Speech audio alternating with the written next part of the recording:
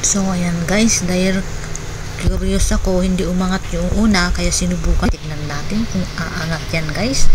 Ayan oh. Tignan natin kung aangat.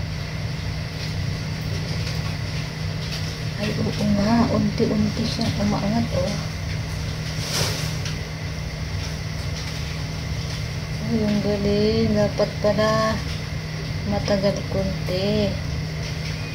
Ayan, aangat na. Ayan o, umaangat na o. Ayan o. Ayan. Uy, ang galing. Hindi, umangat ka pa.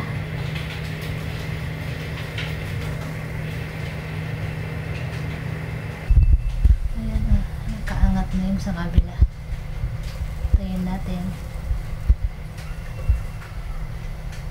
Malaki kasi ito, kaya siguro medyo matagal. Ayan, ayan, ayan, ayan, ayan na. Angat na. Oh. Totoo pala siya guys. Kailangan low fire lang siya. Oh, yun nga lang, naangamoy na yung ilalim.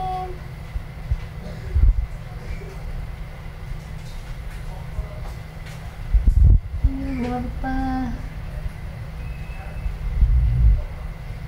hanggang ganyan lang ba?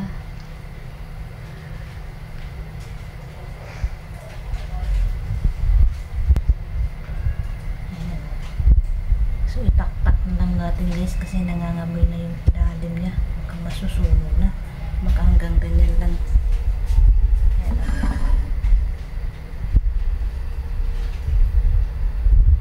Ayan, umangat na siya. Charan! Galing eh. Nakaangat na sa kabila.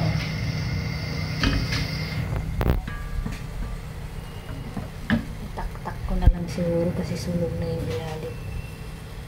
O, diba? Ang problema, pagtanggal sa apoy, bumalik din. O. Hindi pa rin siya matanggal talaga. Ayan o, ang ginawa ko, tinanggal ko sa ibabaw. Ayan o, sunog na. Ano? Init-init pa kasi matagal eh. Ayan o. Tap natin. Ayan. Saka lang siya lumusog. Ayan o. Tama lang siguro sa mga sardine, mga maliliit na lata, pero ito hindi siya legit. Ayan.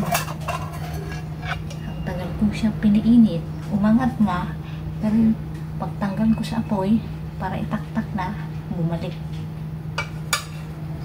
Oh, di ba?